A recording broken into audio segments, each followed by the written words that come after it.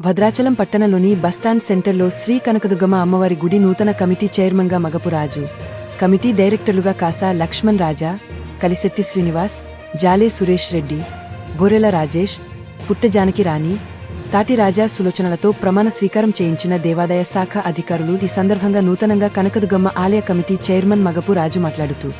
నూతన కమిటీ ఎన్నికకు పేర్లను సిఫారసు చేసినటువంటి భద్రాచలం నియోజకవర్గ శాసనసభ్యులు డాక్టర్ తెల్లం వెంకట్రావు ప్రత్యేకంగా ధన్యవాదాలు తెలుపుతున్నాము. అదేవిధంగా మా కమిటీ ఎన్నికకు సహకరించినటువంటి రాష్ట్ర రెవెన్యూ మంత్రివర్యులు పొంగులేటి శ్రీనివాసరెడ్డికి, రాష్ట్ర ఫైనాన్స్ మినిస్టర్ మల్లు వట్టి విక్రమార్కకి, రాష్ట్ర వ్యవసాయ శాఖ మంత్రివర్యులు తుమ్మల నాగేశ్వరరావు, మహబూబాబాద్ పార్లమెంట్ సభ్యులు పొరిక నాయక్కి ధన్యవాదాలు తెలియజేశారు. ఈ కార్యక్రమంలో సర్పంచ్ పూనెం కృష్ణ, టిపిసిసి సభ్యులు బుడగం శ్రీనివాస్, భద్రాచలం మండల కాంగ్రెస్ పార్టీ అధ్యక్షులు సరెళ్ల నరేష్, ఎస్సీసెల్ జిల్లా అధ్యక్షులు చింతరేల రవికుమార్, మండల కాంగ్రెస్ పార్టీ ముఖ్య కార్యదర్శి దొడ్డిపట్ల కోటేష్, బ్లాక్ కాంగ్రెస్ పార్టీ అధ్యక్షులు బలుసు నాగ సతీష్, కాంగ్రెస్ పార్టీ రెడ్డి బత్తుల కృష్ణారెడ్డి, 10వ వార్డు మెంబర్ నిట్టా రాజుగారికి, 13వ వార్డు మెంబర్ తాటి ఉదయ్, ధీమవరపు వెంకటరెడ్డి,